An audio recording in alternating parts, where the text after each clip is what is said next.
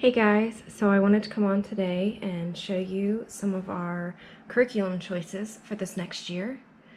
This first video is going to be the curriculum choices for my son. He is 7 and he will be in 2nd grade. So we'll start with the core subjects. So this will be his math. We're going to use Primary Mathematics 2A. We've been using, it's the Singapore Math US edition, and we've been using it for a year now, and both my kids are doing great with it. Let's take a quick look inside. It's pretty basic, but they seem to like it. It works for them. It's a master program, so it doesn't do a spiral method, which is what most public schools do, where you learn a little bit, you move on to something, you learn a little bit more.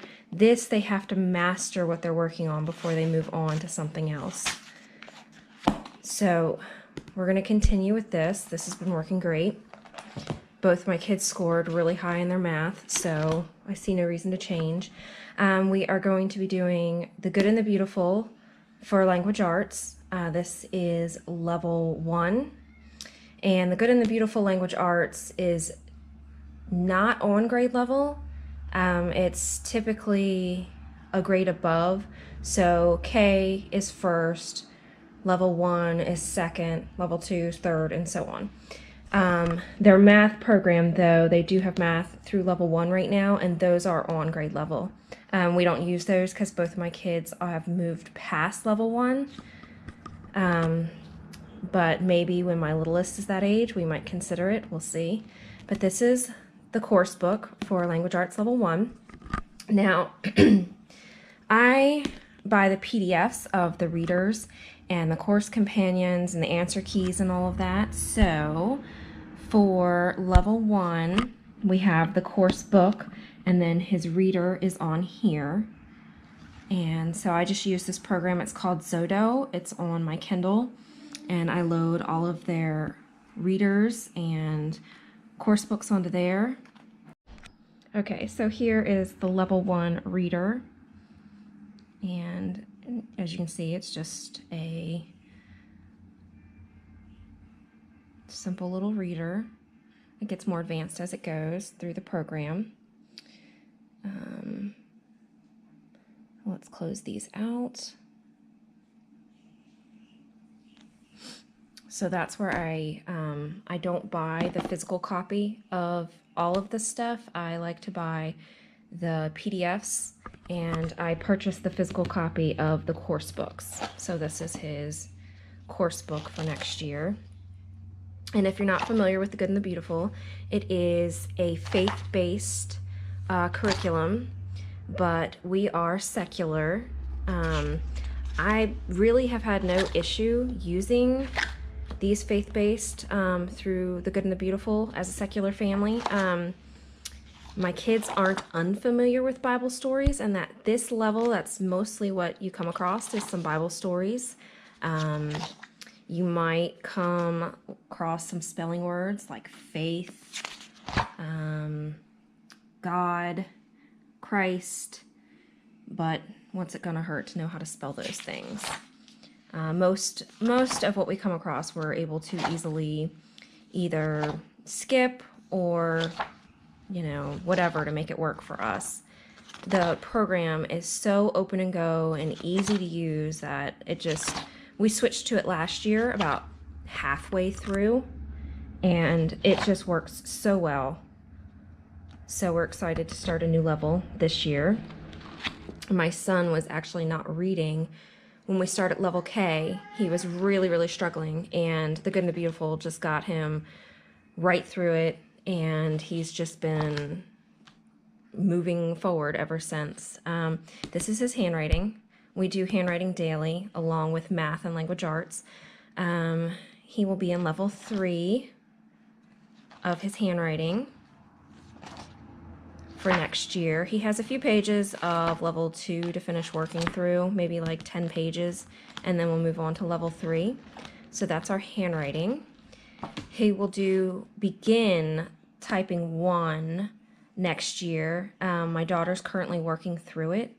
So once she completes level 1 and moves on to level 2, I will start my son with this. He has been asking to learn how to type, so I figured why not. Let's see, this is an elective. We have the Good and the Beautiful's Nature Notebook. We're just gonna kind of use this when we're out and about. I'm not gonna do any sort of structure with it, but I bought them each exploring kits with binoculars and bug collecting whatnot in it, and I got them these so when we're out and about different parks and things we can just pick a page.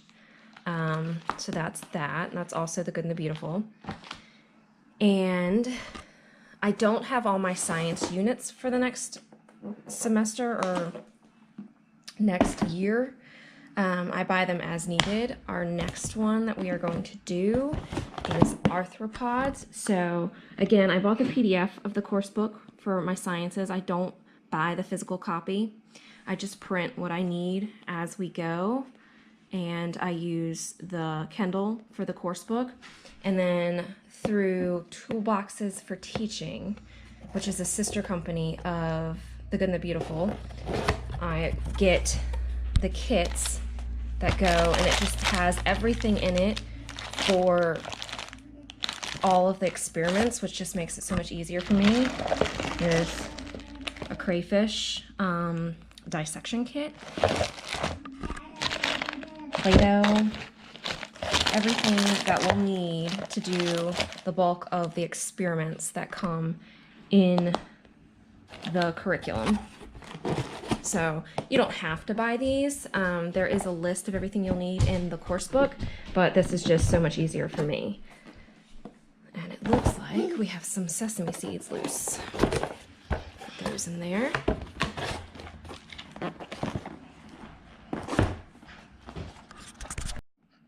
So for the science units, again, it's faith-based, but as much as we've seen, we did a few of these science units last year, it really references more of God's beauty in his creation of the earth.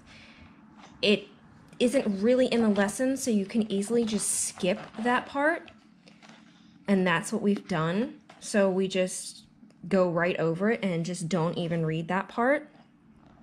So we've been able to make it work. I just love how open and go the lessons are. They tell you everything you need, everything to read. It's just so easy to use, and the kids really enjoy it and they're engaged. So we're going to continue to use it this year. New to us this year, we are going to try the Good and the Beautiful's history. And as far as the faith-based part of it, I have heard that the history program is a little harder to gloss over, but a lot of it is Bible stories. As I said earlier in the video, my kids aren't unfamiliar with those. They both went to a Christian preschool. It's just not something we teach in our home. So we simply read them as Bible stories and leave it at that. So, you have to make that choice for your own family. But for us, we're going to go ahead and try it because I just love how easy this, curriculum is to teach. So what I did for history was I got the PDF of the course book. And that is my little guy. But I got the PDF of the course book. And I bought the physical copy of all the stories. So these are just different stories that we will read about. I just figured with the pictures and everything and the quality, it was probably best to go ahead and get the physical copy of this so that it was nice and colorful. And then with their history program, they come with age level workbooks, and I had these printed through Lulu Express because you just get the PDF. So this is my son's, and again, see, here's Noah, which is obviously a Bible story. But then they get to do things like Egyptian hieroglyphics and other cool little activities.